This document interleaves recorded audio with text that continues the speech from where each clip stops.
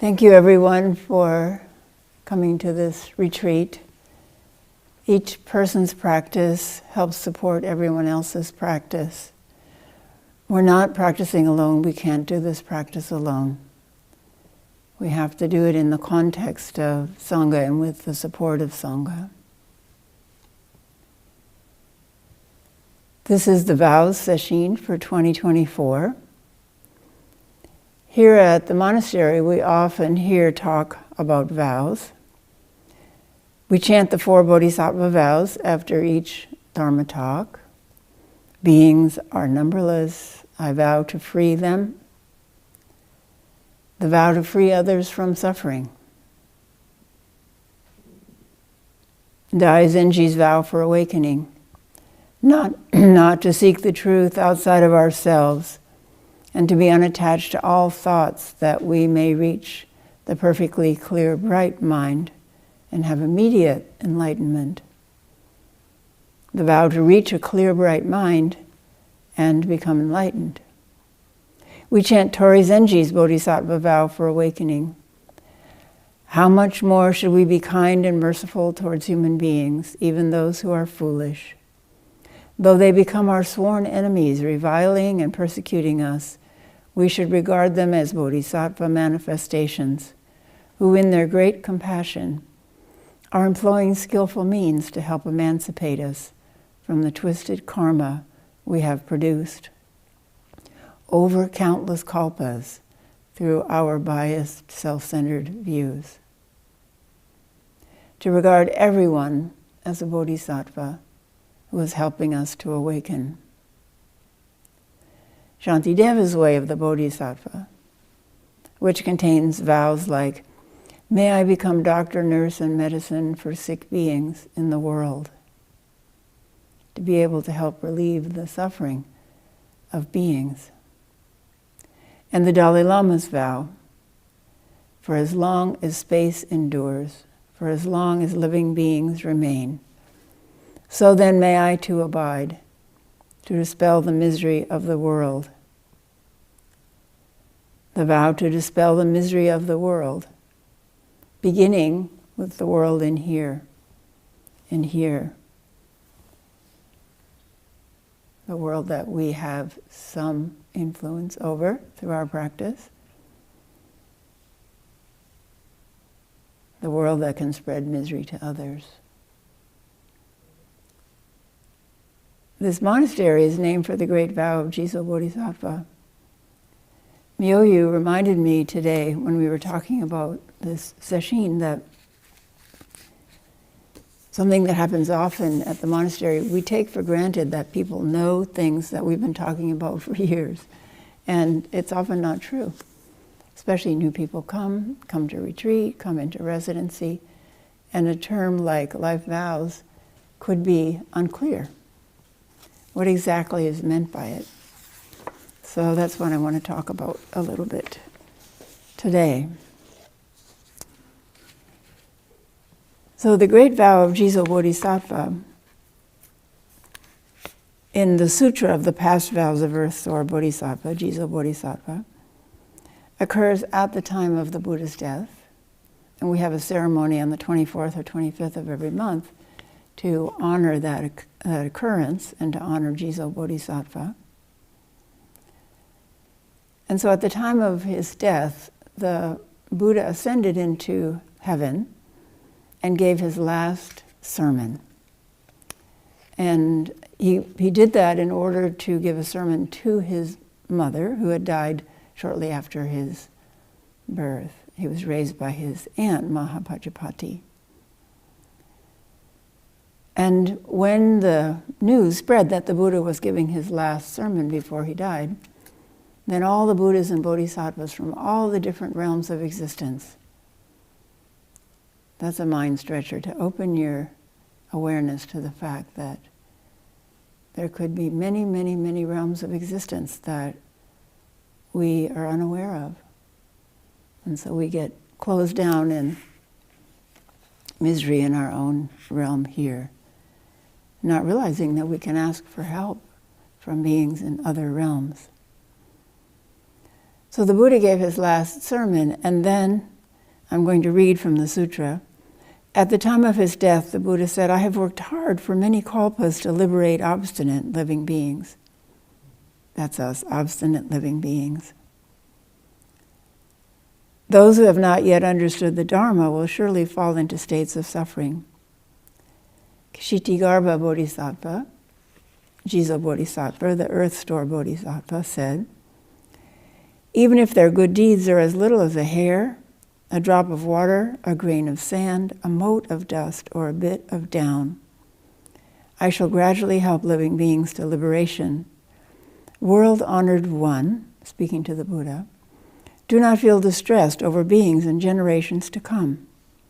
He repeated this vow 3 times. Shakyamuni Buddha was delighted and said, "My blessings, I appreciate your strong vows and praise you for your efforts to heal the human world. When you fulfill this great vow, after many kalpas, you will become a Buddha." To heal the human world. Obstinate living beings, we got to see in our workshop with the work of Byron Katie how obstinate fixed beliefs can be, even fixed beliefs that cause us a great deal of misery. And what a relief it is to let them go.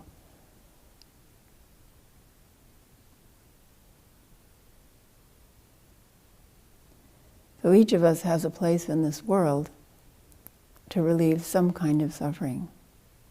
To pick up the vow of Jizo Bodhisattva. To live the ongoing life of Jizo Bodhisattva, of Kshitigarbha Bodhisattva. And manifest it here, or wherever our place of work is. So this great vow of Jizo Bodhisattva, the vow expanded is to continue to go into the hell realms where people are stuck and can't move themselves out of that realm, and to help guide them to the next realm, a realm of lesser suffering, and eventually up to enlightenment. And Jizo Bodhisattva vowed to do this until all the hells are emptied. So one person called this a vow without a wristwatch. An endless vow, a vow without a calendar. Oh, I'll be finished with this vow in 2006, Wednesday, 10 o'clock. No time or date for completion, just an ongoing vow. And we ourselves have been picked up by that vow and are carried along by that vow to do whatever we can. So what are vows? Other words that could be used, because vow sounds like such a heavy word, we use it usually only for marriage vows. Other words that we could use are not quite adequate for what we're talking about. Promises, we all make promises. Often we break promises quite easily. For any reason, we get too busy or many reasons. Intentions is too soft, too easy to be deflected from our intention. We all know that when you go online and you decide, okay, I'm going to read about this topic because I need to know about it for my work or to give a talk, or I just want to delve deeper into it. And an hour later, where are you? Off in YouTube videos. So intention isn't strong enough because it's too easily deflected, especially with the media that we have at our hands, fingertips. Another synonym is oath. But oath has a kind of medieval military flavor to it. You get like pictures of Vikings with, helmets. Other synonyms are mission. So that's a whole world of mission and mission statements. Or a vision for our life. To look forward into our life. What is our vision for our life and where we would like to be and how we would like to work in the world? The words goals and striving are interesting terms. They're actually used in a very sizable and growing body of literature in the field of psychology, where studies show the physical and emotional benefits of having a clear set of vows, particularly vows with a spiritual basis.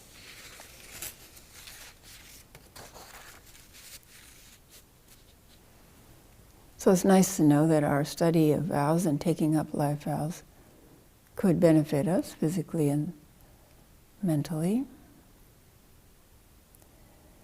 I like to use the term deep life purpose, and Hogan coined this lovely term, your heart's deepest aspiration. I like to think of vows as a channel. You know, if we take the energy of anything, a river, for example, electricity, and we can channel it, we can do amazing things with it. And the same is true of our life energy.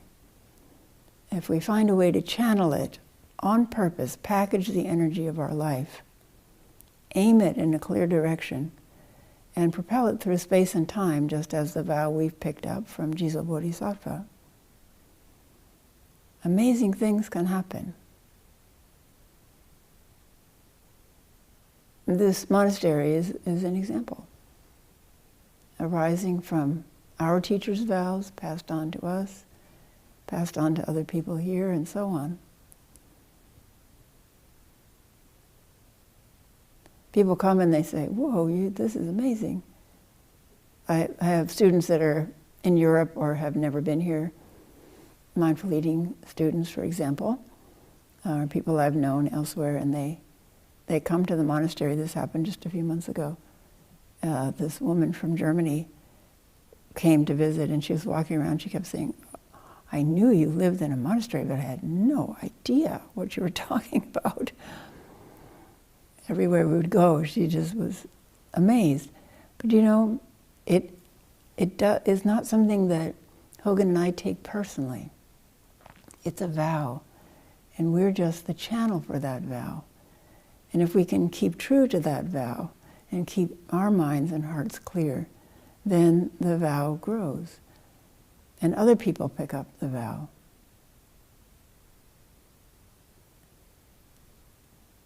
Just as when we take the precepts, when we become confused or face difficulties in life, we can go to the precepts for guidance. So in the same way, a vow helps us return to clarity when we get overwhelmed by things that seem to be huge obstacles or sudden changes in our life course. And it doesn't unfold, our life doesn't unfold in the way we expect it. Like we expected 29 people to come from outside the monastery to this retreat. And then suddenly we get change in weather, and many people can't come. But fortunately, they can attend online. And then we're going to have another ice storm. We'll see what happens with the power lines and so on. Big changes in our lives all of a sudden. For me, whenever I begin to notice that the internal climate is turning downwards, when I start to feel fuzzy-minded or grouchy, I remember to silently say my vows, and my mind clears right away. It's amazing. When we were first working on vows here, I used to say them every day, silently, at the beginning of morning meditation. And then gradually, I don't say them as much, but there's a signal in my heart mind, time to say my vows. And sometimes on days off, when I can sleep in a little bit later and wake up and just lie in bed, I say my vows. It really helps to give direction and clarity to the day's activities. This Sunday, I talked about practicing to change the inner climate. And some of the examples are a smile, like we did this morning, or remembering something funny, or sliding down the driveway on a sled. All of those things can dispel irritability, and we need to know many ways to dispel our internal irritability, to discover it, to detect it, and then to dispel it. Walking in nature. Many, many ways. Each person has different ways. Going for a run, going for a bicycle ride.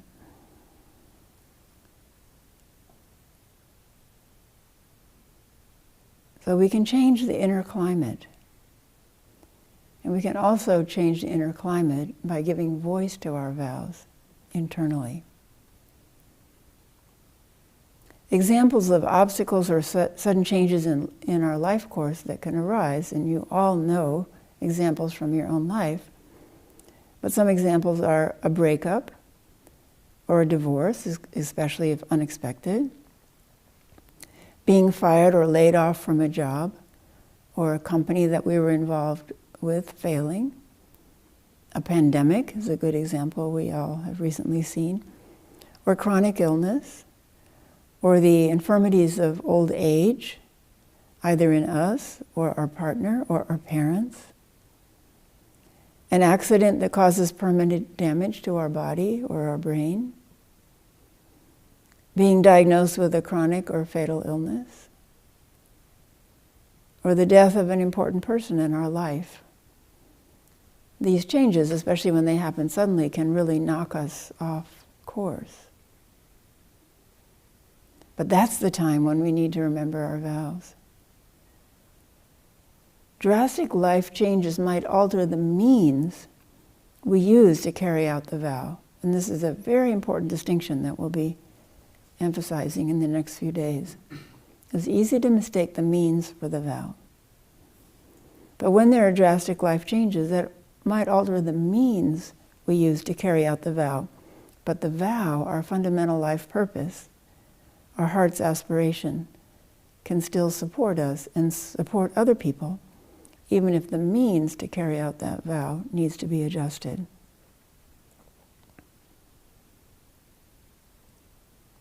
It's so easy to live a life overwhelmed by changing circumstances, by the winds of karma. Often people who are just out of college or have just retired need help with finding or modifying their life vows. So you can emerge from college with a degree, but then you have to find a job to pay for rent and food, but then you need a car to get to work, but then you need a second job to pay for gas, car payments, and insurance, and snow tires. And time speeds by and you're very, very busy, and you reach retirement age and you look back and think, how did I get knocked off course? Or you reach retirement age, you reach retirement through age or disability, and suddenly you lose your sense of purpose in life. Vows can work like a compass, or these days GPS, helping you to course correct. So you don't start to drive out to Montana and end up in a few months in Arkansas. So I love GPS. I love the voice of GPS. Turn right at the next stoplight. And if you don't do that, it finds a new course for you. Go one more block and turn right, and then right again. Notice that the inner critic is not involved in GPS, right? It's not involved in course correction. So we have to take a lesson from how they designed GPS. It doesn't say, you idiot, I told you to turn right at the next stoplight. Why can't you follow simple instructions? Now I have to recalculate. So the GPS voice is a model for a kind, patient inner voice that just keeps assessing where we are, assessing where we want to be, and making course corrections, even when we wander off the recommended path. So vows are not fixed in stone. They can be updated or modified according to life circumstances, just like GPS does. It's more often the means that changes to meet changing conditions, but not the underlying intention or vow. That may be modified some. You may want to add to it or change it some. But more often it's the means that change. An example is my brother-in-law, who for decades served as a dean and then an instructor outside the university in courses to help students pass national exams such as the SATs, or exams for entrance into medical school or law school. Then finally he served for a number of years as vice president at the University of Oregon. And when he retired, as many people are, he was a bit at loose ends. Because he had been busy for so many years. He was actually a dean at UC Santa Cruz, or he was a student at UC Santa Cruz, that's right. And he participated in a lot of the protests that happened at UC Santa Cruz decades ago. So that when he was dean at U of O, when there were student protests and the students were barging into his office with angry demands, he invited them in to have coffee or tea and sit down and have a chat, because he'd been on the other side. So he knew how to work with this situation. So there are a lot of things that happen to us in life. Difficult, maybe even more so, that help us know how to work with someone else. So he was at loose ends until he joined a group in Eugene that was building tiny houses in what eventually became a small village, specifically for unhoused women and their children. And it had a bathhouse and a laundry and so on. Kitchens. So can you discern his vow? So the means were serving as a dean, serving as an instructor to help people pass national exams, vice president, building tiny houses. His underlying vow was to help people overcome obstacles that prevented them from carrying out their vows. You see, it's a very interesting lens to look through. What is this person's vow? And what is their means?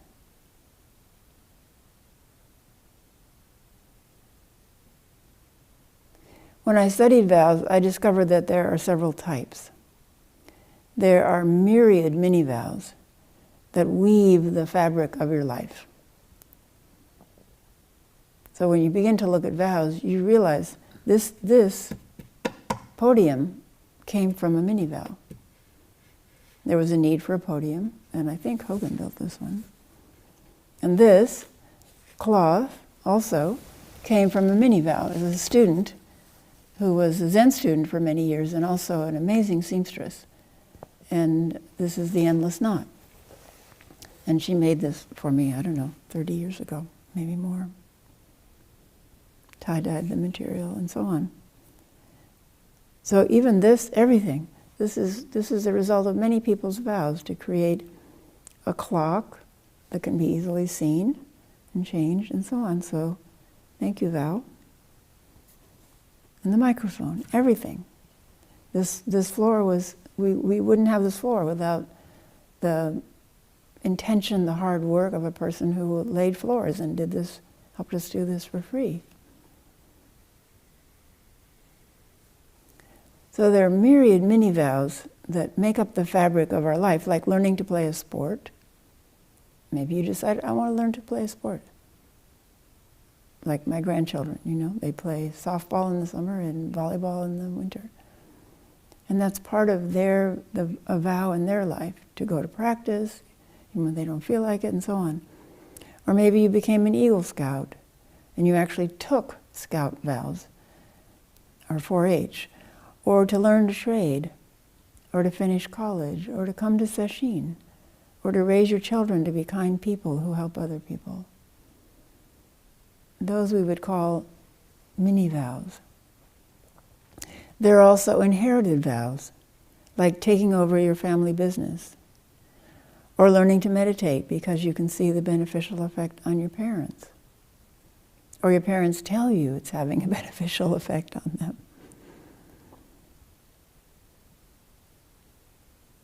Then there are inspired vows. So, like a former resident who grew up in a very poor immigrant family in New York City, and when they became sick as a child, the family had no money to go to a doctor, but the church that they belonged to, Christian church they belonged to, had a free clinic. So they went to that free clinic, and the relief of pain that this person had at age 8 inspired them to become a doctor. And they did that, overcoming all kinds of obstacles. There are also reactive vows. Growing up with alcoholic parents who become abusive when they're drinking might make you vow never to drink. There is a danger that a reactive vow, however, can become an overreactive vow. So we have to watch vows that become overreactive. For example, I'll read a little bit from the Vows book. Children are more perceptive than adults realize, and they often observe that their parents' strategies for happiness did not work well. Reactive vows can ricochet through many generations. For example, a child raised by a military father who is precise, strict, authoritarian, and conservative may become a hippie. The hippie's child, tired of dirty clothing, living out of a van, and not having predictable meals, may decide to become an accountant who lives in the same house for 40 years and hoards food, toilet paper, and paper clips. The accountant's child becomes a rock musician perpetually on tour. The musician's child, a button-up stockbroker, and so on. Back and forth, reactive vows. We see suffering in our family of origin and we react against it, sometimes for good and sometimes overreacting. It is important to identify any reactive vows we have made, which we will be doing this week, so we can examine them for traces of overreaction, extra energy that can keep the ball of cause and effect bouncing back and forth generation after generation.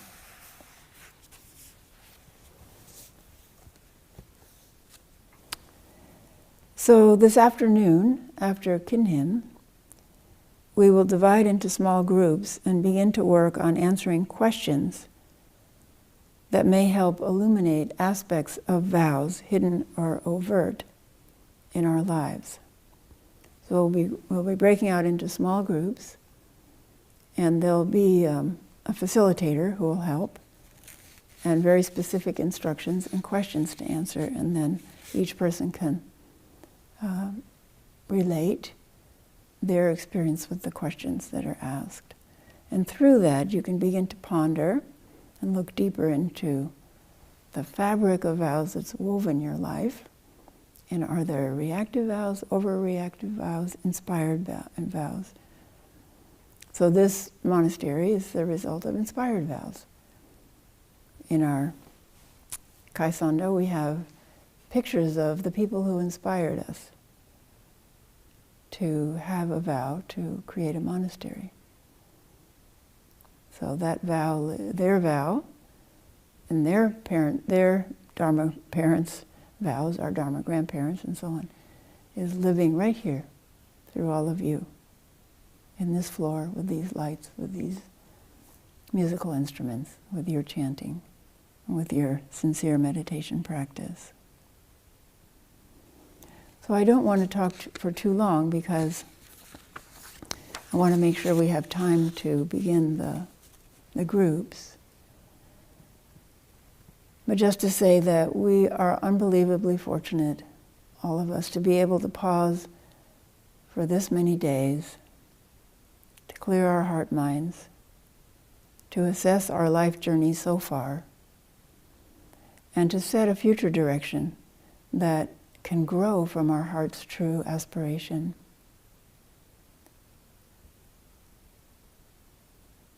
And then to decide, what do we need to do? Where do we need to be? Where do we need to live? In what kind of setting or community do we need to live or have associations with? What do we need to study? What skills do we need to develop in order to realize our heart's true aspiration. Thank you for joining in this very auspicious endeavor.